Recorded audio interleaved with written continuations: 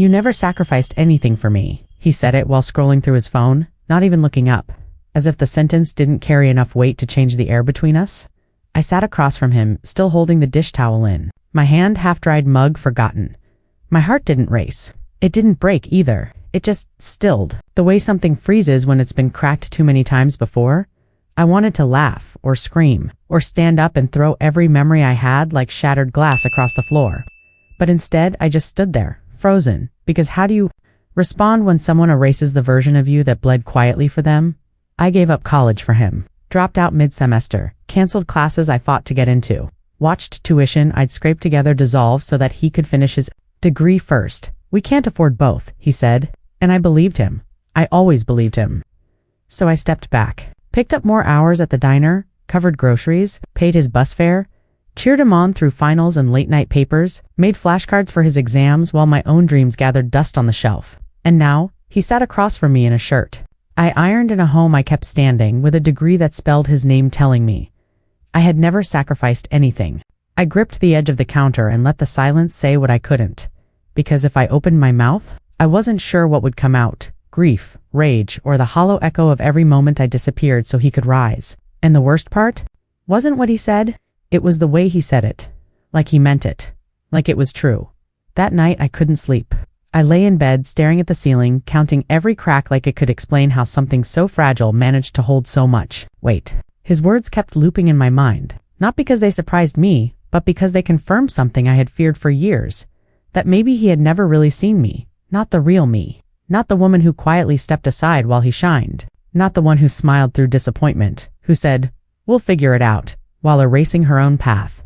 I remembered the call I made to the college registrar, my hand trembling, voice steady. "I won't be continuing this semester," I told her. I didn't say why. I didn't tell her that I was trading my textbooks for time cards, that I was choosing love over lectures, sacrifice over certificates. She said, "I hope you come back someday." I never did. And now, years later, the man I made that decision for was telling me none of it mattered, that I hadn't done anything. I stared at his sleeping silhouette and felt a wave of unfamiliar emptiness. Not because I wanted recognition, but because I realized I had stopped asking for it a long time ago. I had trained myself to clap for him, to cheer, to support, to be background music in the movie of his success. And now that the credits were rolling, I wasn't even listed in the cast. I turned on the lamp and looked around our room, his degree framed on the wall, my notebooks shoved in a drawer. That contrast said more than he ever had. He got to finish something. I got to forget someone, myself. And the more I sat with that, the heavier it became. Maybe I was never supposed to be remembered. The next morning I made coffee like usual. He walked into the kitchen, kissed the top of my head, and said, "You're quiet today," as if nothing had happened. As if he hadn't dismantled a decade of my life with one sentence. I poured his cup like I always did and watched the steam rise while the silence between us thickened. He talked about a project at work, something about a promotion.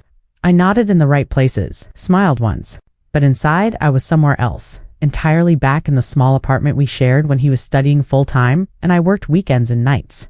Back in the grocery aisles where I counted coins while he chose snacks for study breaks. Back in the laundromat where I sat for hours folding our lives into neat piles while he revised term papers.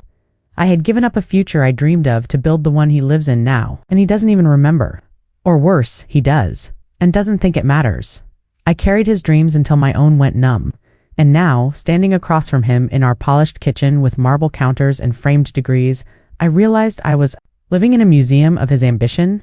I existed in the background, the invisible scaffolding that held him up, that made it all possible. But scaffolding gets removed when the structure stands, and no one thanks it. No one even notices. I looked at him as he talked about his boss, and I thought, does he even know who I am anymore? Then the deeper truth followed like a chill. Did he ever? I washed his mug, dried it gently, and placed it back in the cabinet where it had always been, right beside the space where I used to be. I opened the old storage box that afternoon, the one buried in the back of the closet, behind coats we never wore and shoes we never fixed. Inside were my college notebooks, faded covers, scribbled margins, highlighted texts. I ran my hand over the pages like they belonged to someone else, a younger version of me who dreamed without negotiating the cost. There were essays I'd forgotten. I wrote sharp, thoughtful, full of hunger. Not just academic hunger, but the kind that says, I want more than survival. I want meaning. I found a photo tucked between two notebooks, me At orientation, wearing a lanyard and a grin I no longer recognized. My eyes were bright, a little nervous, but so sure that something was beginning. I sat on the floor and let the image settle in my chest like a ghost. That girl didn't know she'd give it all away, that she'd fall in love with someone whose dreams would slowly replace her own. She thought she was building a life, not stepping out of one. I wasn't angry with her. I missed her. I missed the version of me who didn't apologize for wanting more, who didn't confuse love with erasure. I closed the box gently and placed it beside me. I didn't cry. Not then, but I felt the ache in my throat, the ache of remembering who you were before someone else convinced you it was noble to disappear. That night, he came home late and kissed my forehead, said, "You always take care of everything," and I smiled again. Not because it was sweet, but because it was true. I had taken care of everything, except myself. And the longer I sat with that, the more I realized I didn't want to be forgotten by me anymore. The days that followed felt different. I still made breakfast, still folded laundry, still asked how his meetings went, but something inside me had shifted. I moved slower, quieter, not with resentment, but with awareness. I watched how easily he spoke about deadlines and coworkers and promotions, never once pausing to ask about my day, not even as a habit. I started testing it intentionally, leaving things out, like not replacing the toothpaste or skipping the grocery run. He didn't notice. Or maybe he did, but not enough to ask. And in that silence, I heard the truth louder than ever. I had become part of the architecture of his life, useful, predictable, taken for granted. I thought about how often he said things like, "You're amazing," when I did something for him, but never when I simply existed. Never for the things that couldn't be measured in tasks or favors. I began writing again, just a little each night. Nothing structured, nothing polished, just pieces of thought I didn't want to lose. Things like, what do I look like when no one's watching? When did I stop being a person and start being a function? One afternoon while he napped on the couch, I reread one of my old essays. The last line read, "I want a life that doesn't ask me to shrink to make others comfortable." I stared at that sentence until my chest tightened, because I had done exactly that. I had shrunk, smoothed my edges, softened my voice, made myself so easy to love. He forgot I was real. That realization didn't come like thunder. It came like a whisper in a quiet room, but it stayed. And for the first time in years, I began to ask myself not what I could give, but what I truly needed. That evening, I made a dinner he didn't expect. Not his favorite. Not what he mentioned craving last week. Just something I liked. A dish I used to cook before him, before the long string of compromises that made me forget my own taste. He sat down, glanced at the plate, and said, "This is new." I smiled. "It's something I used to love." He nodded, took a bite, and didn't say much after that. But I watched him carefully, how little he asked. How easily he accepted the change without curiosity. And I knew then this wasn't about one dinner or one sentence or even one forgotten sacrifice. It was about a pattern. Years of being unseen in the details, years of making space and shrinking in return. I cleaned up after, alone, and when I passed our bedroom mirror, I stopped. Not to check my face, but to really look. I stood there in the hallway light, hair pulled back, sleeves rolled, heart full of questions.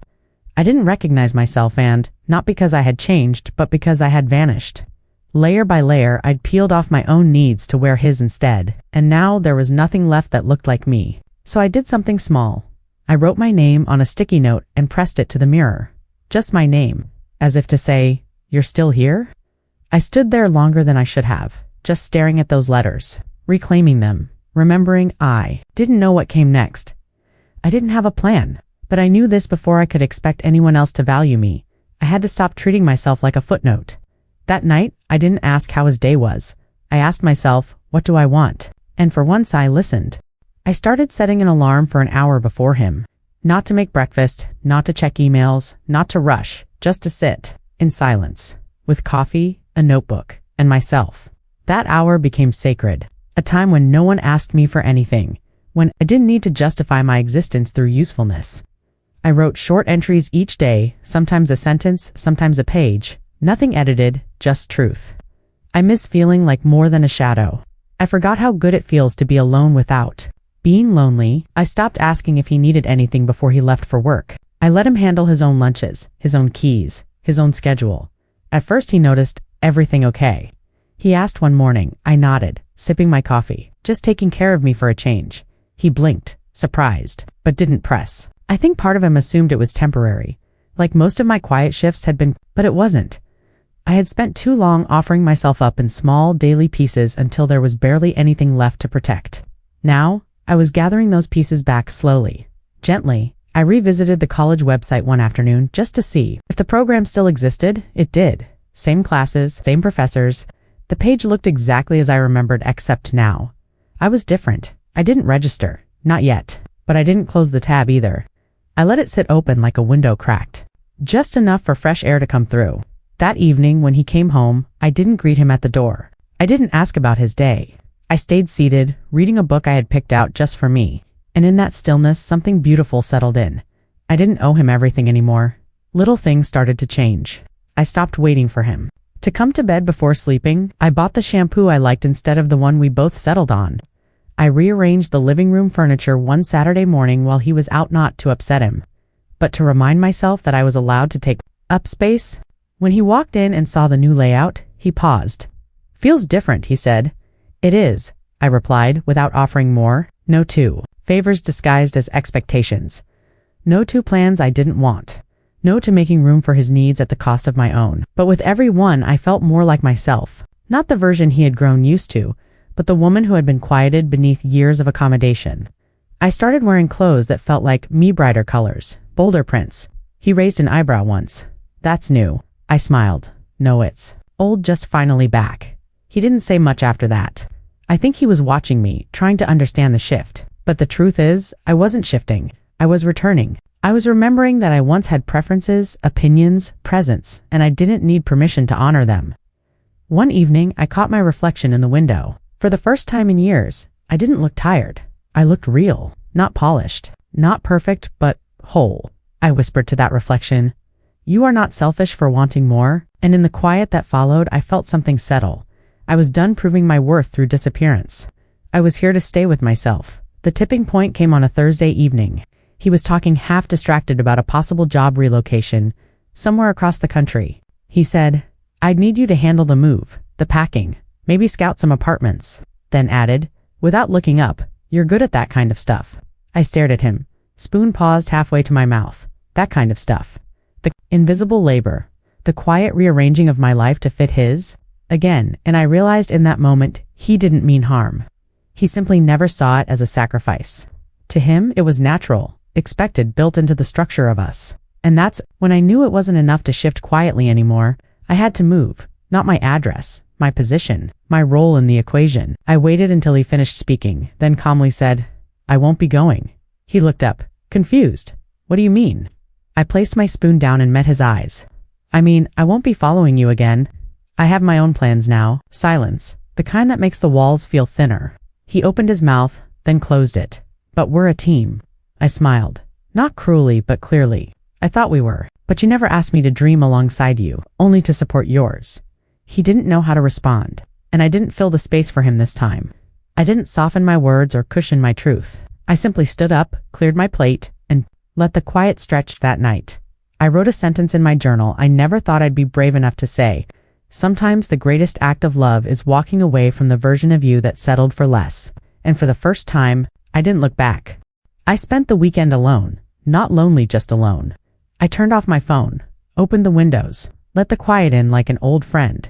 I cleaned the apartment room by room, not out of duty, but as ritual. Every drawer I emptied felt like a choice. Every shelf I wiped was a declaration. I get to start over. I found old journals, unopened letters, receipts from the years I spent building someone else's dream. I didn't cry. I didn't burn them. I simply folded the pages and placed them in a box labeled "Not Mine Anymore." I packed slowly, intentionally. Not like someone running, but like someone finally leaving on her own terms.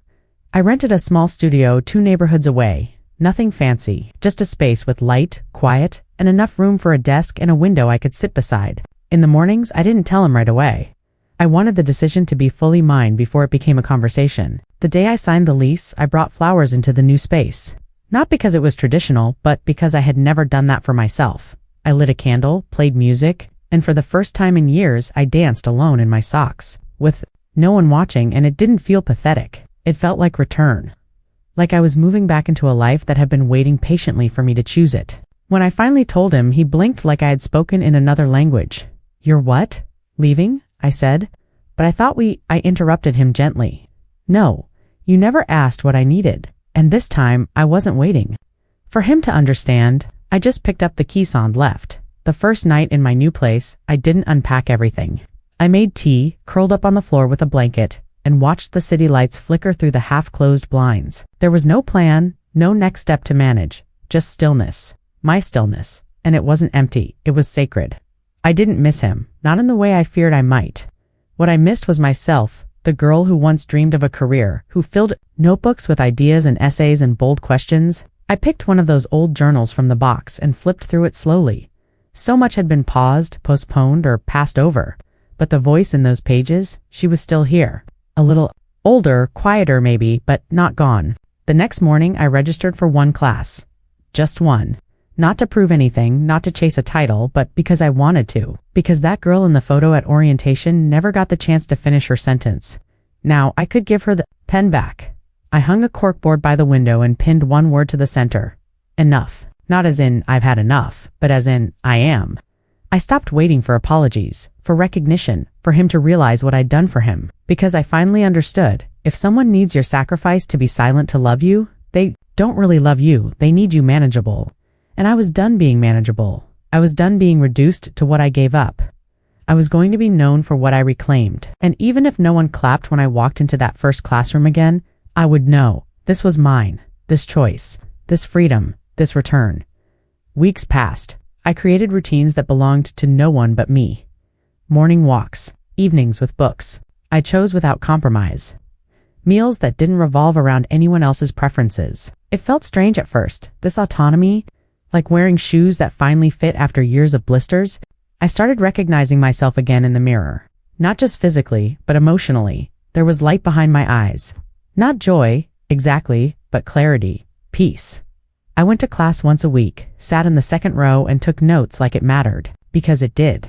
Every word I wrote was a seed planted in soil I thought I'd abandoned. And each one whispered, "You're allowed to begin again." One afternoon, I passed a coffee shop near campus and saw a flyer for a writing workshop. My first instinct was hesitation. What if I wasn't good enough anymore? What if the years I spent in silence had rusted my voice? But then I remembered how long I had been quiet for someone else's comfort, and I walked inside, signed my name, paid the fee, no fanfare, no second guessing. That night, I called my sister. We hadn't spoken in a while, not out of distance. But out of habit, I told her everything. She didn't interrupt. When I finished, she said, "I always wondered when you'd come back to yourself." And just like that, I realized some people had seen me all along. I had just stopped seeing myself. I ended the call and looked around my apartment. Still messy, still small, but sacred. Because I had filled it with something no degree or relationship ever gave me. Self-trust I no longer needed anyone to confirm. My worth? I was finally building a life where I didn't need to disappear to feel loved. I ran into him 2 months later outside a bookstore downtown. He looked surprised to see me. I wasn't. I had stopped avoiding the places we used to go. I no longer built my life around the fear of running into old versions of myself. He said, "My name like a question. You look different." I smiled. "I am." He asked if I had time to grab coffee. For a moment, I paused. Not out of hesitation, but out of care for myself. And then I said, "Sure." We sat near the window. He talked first. About work, his move, the usual. Then, after a silence, he said, "I've been thinking about what I said, about you not sacrificing anything." He looked down at his cup. It wasn't fair. I didn't speak. Not because I didn't have thoughts, but because I had already processed them. I didn't need an apology to validate what I knew to be true. He continued, "I think I just never realized how much you gave up. You never made a big deal about it." I met his eyes and said, "That was the mistake." He blinked. I leaned in gently. I thought love meant giving without being seen. "I don't believe that anymore." He nodded slowly. "Are you mad?" I shook my head. "No, I was hurt. But now I'm just full." He looked confused. "Full of myself," I said. "Of things I used to give away to easily." We finished our coffee. He offered to walk me to my car. I declined. Not out of bitterness, but because I liked walking alone now. As I stepped into the afternoon light, I felt no pull to look back. Some people never see you until you leave. And some goodbyes are really just a way of saying, "I'm home now." That night, I lit a candle and opened one of my old notebooks, the same kind I used in college, back before I gave it all up. This one was new. Clean pages, fresh ink. I wrote a single line at the top of the first page. I remember now. Not a memory of him, not a moment we shared, but of me before I traded in my voice for quiet, my potential for partnership, my dreams for duty. I sat on the floor with my tea, the soft hum of the city in the background, and breathed in the feeling of my own presence. There was no ache, no regret, just space. Space for everything I used to put on hold. The next morning I went to class, early and stayed late. I joined the writing workshop and shared my piece out loud for the first time. My hands shook, but my voice didn't. When I finished reading, no one clapped. And I didn't need them to, because for the first time, I wasn't performing. I was simply telling the truth. Afterward, someone from the group said, "That sounded like someone who lived it." I smiled. I did. I walked home under a sky turning gold and thought about all the versions of myself I had abandoned for love. I whispered a soft apology to each of them, then I whispered, "Thank you," because even when I forgot them, they waited. Even when I bent, they didn't break. And now, I was gathering them back, not to become someone new, but to become someone whole. Not the woman who sacrificed silently, not the one erased by gratitude withheld, but the woman who knows her worth needs no permission. And this time, I would never leave her behind. Weeks turned into months, and life didn't become perfect, but it became mine. I filled my apartment with secondhand furniture, soft lamps, and stacks of books I was finally reading for me. My mornings were slower, my choices sharper. I laughed more, not loudly, but honestly, I no longer looked for signs that someone saw me. I had learned to see myself. The notebooks piled up. The sticky notes on the wall multiplied, each one with reminders. You did enough. You were enough. You are enough. I didn't need a stage, or a certificate, or an apology that came too late. I needed peace, and I had it now. One evening, I passed by the college library and saw a girl sitting by the window, hunched over a book with tired eyes and a look I recognized. The weight of carrying too much without being seen, I almost walked past. But something in me paused. I walked inside, dropped off a note, folded in half, and left. It simply said, "Don't shrink to make space for someone who won't even offer you a chair." No name, no return address. Just a truth I wish someone had handed me back then. I walked home under the same stars I once stared at while folding his laundry, wondering if I was doing enough. And now, I knew. I had always been doing more than enough. I just wasn't doing it for the right person now. I was. And that person was me. I poured a glass of water, sat by the window, lit a candle, and whispered the words I had waited years to believe. You didn't lose time, you saved yourself. And that, I realized, is the kind of sacrifice that never goes unseen again.